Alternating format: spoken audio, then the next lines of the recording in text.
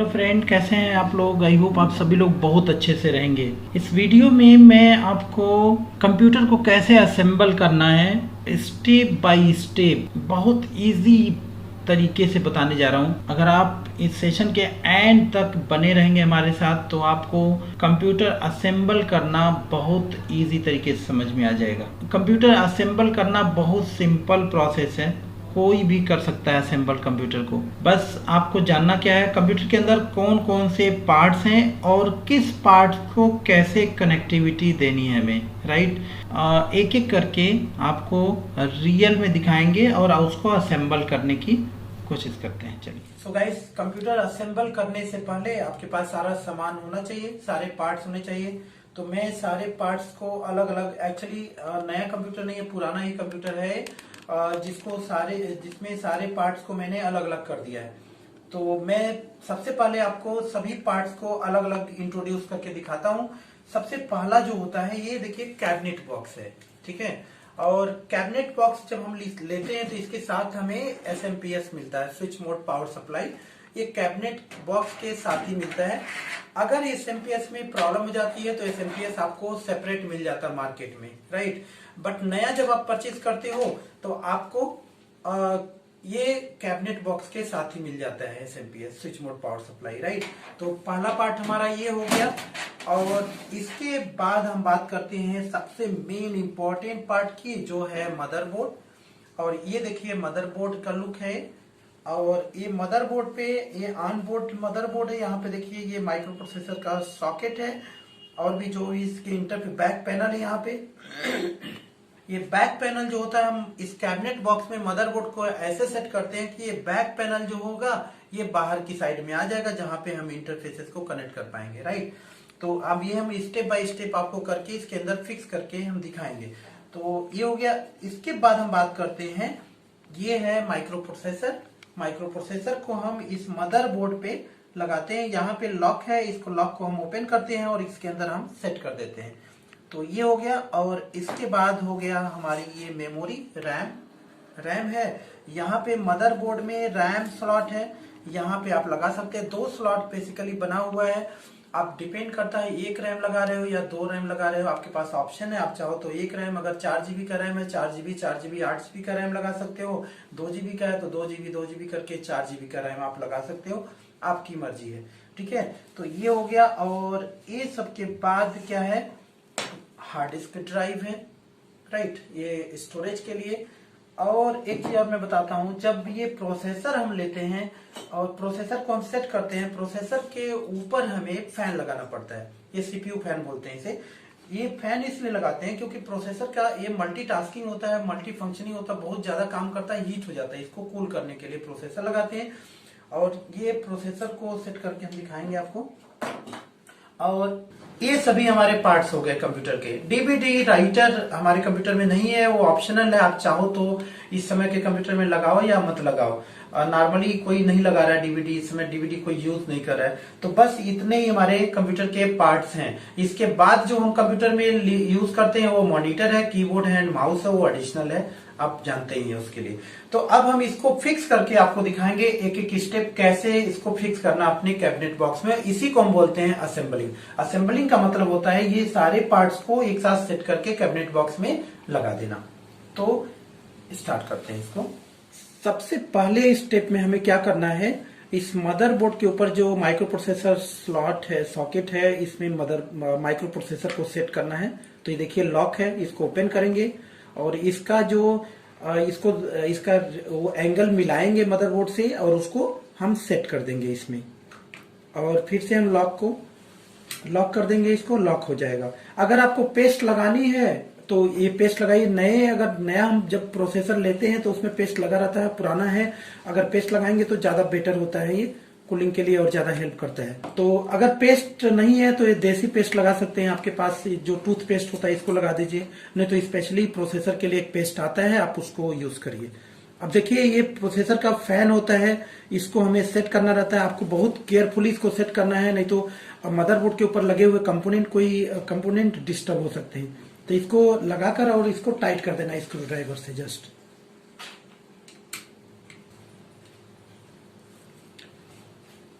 ये देखिए टाइट हो गया।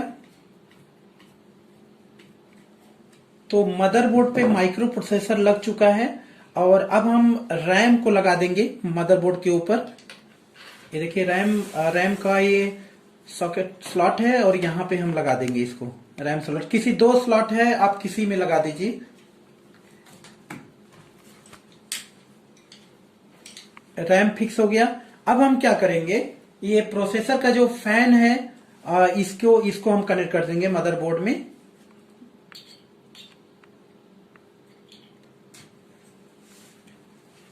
नेक्स्ट स्टेप में हम क्या करेंगे, कैबिनेट बॉक्स जो हमारा है एसएमपीएस बेसिकली ये बाहर मिलता है, अलग से मिलता है आपको।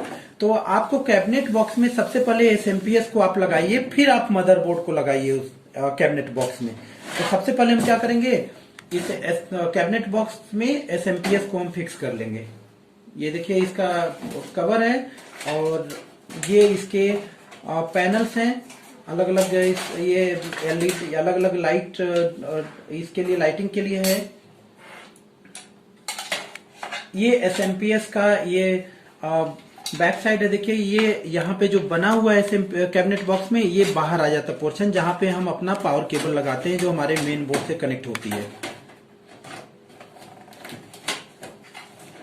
और इसमें 4 स्क्रू हैं, चारों स्क्रू को आप टाइट कर लीजिए, कैबिनेट बॉक्स में सेट हो जाएगा। तो स्क्रू ऐसे टाइट कर लेंगे हम, 4 स्क्रू रहेगा, ये चारों स्क्रू को हम टाइट कर लेंगे। और ये एसएमपीएस फिक्स हो चुका है हमारे कैबिनेट बॉक्स में। अब हमें मदरबोर्ड को सेट करना है इस कैबिनेट बॉक्स में। इसके पीछे जो है ये कवर होता है, इसको लगाना जरूरी होता है क्योंकि शॉर्ट। और ये बैक पैनल है, देखिए बैक पैनल जो मदरबोर्ड में होता है उसके साथ एक कवर होता है जो हमारे कैबिनेट बॉक्स में इसको कवर कर लेती है फिक्स करने के लिए। तो ये जरूरी होता है पेपर लगाना। पेपर अगर नहीं लगाएंगे, कुछ भी आप लगा दीजिए, स्पेशली मदरबोर्ड के लिए आता है जब नया मदरबोर्ड लेते हैं, नहीं तो आप अलग से कुछ लेके लगा सकते हैं। नहीं तो ये नहीं है तो मदरबोर्ड शॉर्टिंग होने का चांस होता है। ये बैक पैनल का कवर है, ये जो कैबिनेट बॉक्स में सेट हो जाएगा। इससे क्या होता है, मदरबोर्ड का जो बैक पैनल होता है ये इसके अंदर जाम हो जाता है, नहीं तो आपको लगाने में पोर्ट इंटरफेस लगाने में दिक्कत आती है, मदरबोर्ड भी लूज होने के चांस है। तो देखिए ये सेट हो गया कैबिनेट बॉक्स में। अब मदरबोर्ड को हम लगाएंगे, उसी के अंदर सेट हो जाएगा, स्पेशली उसी के लिए रहता है। जब कैबिनेट बॉक्स आप लेते हो उसके साथ वो रहता है, वो अलग से आपको लेने की कोई जरूरत नहीं है। देखिए अब ये जो है हमारा मदरबोर्ड का बैक पैनल है, ये उसी के अंदर आ जाएगा।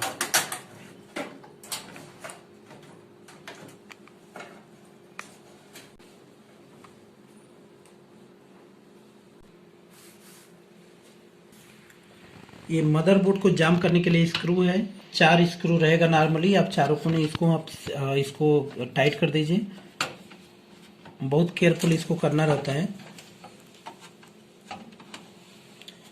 मदरबोर्ड लूज रहेगा तो शॉर्ट होने का चांस रहता है, इधर उधर जब ये अप डाउन होगा तो कहीं ना कहीं शॉर्ट होता है, इसलिए इसको हमेशा टाइट करके रखना होता है। ये फ्रंट पैनल होता है और ये जो होता है सभी का एलईडी पावर, जैसे पावर का स्विच ऑन जब करते हैं, अगर ये नहीं लगाएंगे तो पावर स्विच ऑन नहीं होगा। दूसरा एलईडी होता है तो अलग रीसेट के लिए ये सभी बटन होता है। जब कैबिनेट बॉक्स में आप क्या करते हैं, ऑन करते हो तो वहां लाइट जलती है, तो कहीं ना कहीं ये सभी एलईडी का बहुत बड़ा रोल होता है।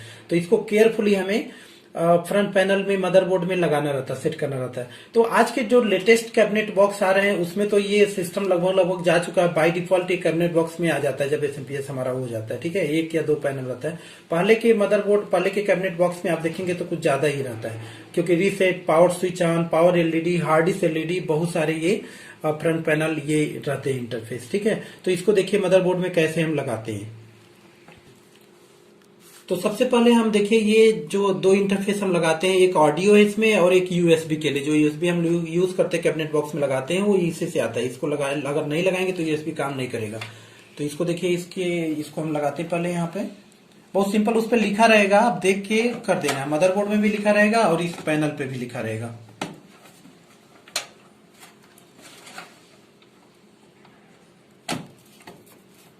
और इसके बाद आप देखेंगे अलग अलग ये जो है अलग अलग पैनल है, इसमें power switch on, power LED और रीसेट अलग अलग है। और मदरबोर्ड में लिखा रहेगा, आप ध्यान से देखेंगे तो उसको जस्ट उसमें लगा देना रहेगा। ये हार्ड डिस्क ड्राइव है और इसको अब हम क्या करेंगे, कैबिनेट बॉक्स में फिक्स करना। देखिए ऐसे हम कैबिनेट बॉक्स में लगाते हैं। ये कैबिनेट बॉक्स अगर रैक में कहीं भी लगा सकते हैं, मैंडेटरी नहीं है यहीं पे, आप नीचे ऊपर, इसीलिए इसमें कई सारे रैक बने हुए हैं, आप कई सारे हार्ड डिस्क लगा सकते हैं। यूजुअली 2 हार्ड डिस्क आप लगा सकते हैं, आपके पास ऑप्शन 4 हार्ड डिस्क लगाने का है तो 4 हार्ड डिस्क लगा सकते हैं, लेकिन आपकी मर्जी। यहाँ देखिए स्क्रू है, इसको टाइट कर देना है।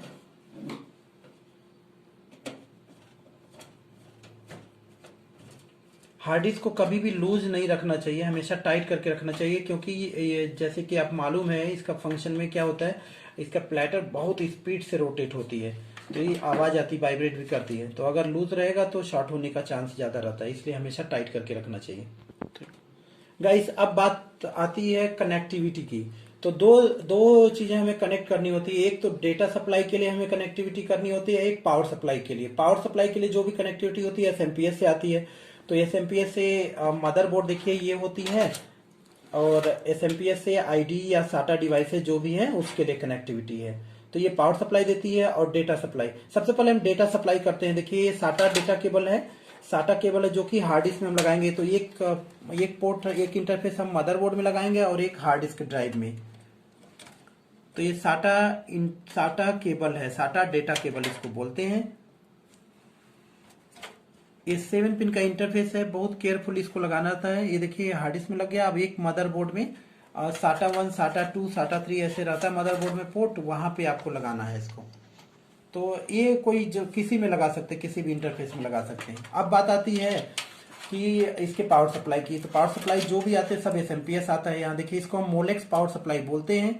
ये मोलेक्स साटा के लिए, तो साटा मोलेक्स सप्लाई है, इसको हम कनेक्ट कर देंगे। 15 पिन का इंटरफेस रहेगा जो कि 17 वोल्ट पावर लेता है।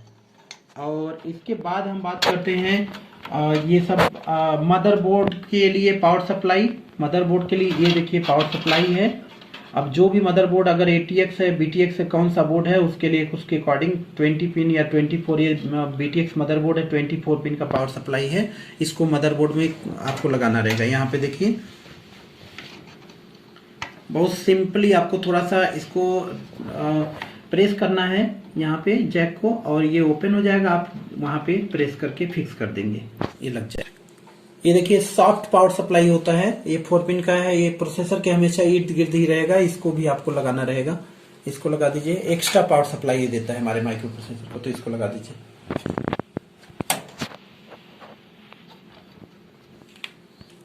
अब अगर आपके पास और हार्ड डिस्क है या डीवीडी है तो उसके लिए पावर सप्लाई है। अभी हमारे पास नहीं है तो इसको सिंपली हम इसके अंदर इसको रख देंगे, कोई प्रॉब्लम नहीं है, कोई जरूरत नहीं है इसकी। ओके, तो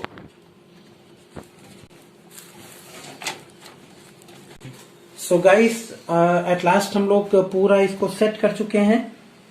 पूरा कैबिनेट बॉक्स में सारे हार्ड डिस्क ड्राइव को, जितने हमारे कंप्यूटर के पार्ट्स है सभी को हम फिक्स कर रखे हैं। इसी को हम बोलते हैं असेंबलिंग। अब इसका कवर हम फिक्स कर देंगे, हम लगा देंगे यहाँ से, और इसमें भी 2 स्क्रू रहेगा, इसको टाइट कर देंगे। आपका कंप्यूटर असेंबलिंग रेडी हो गया, आपका डेस्कटॉप रेडी है। देखिए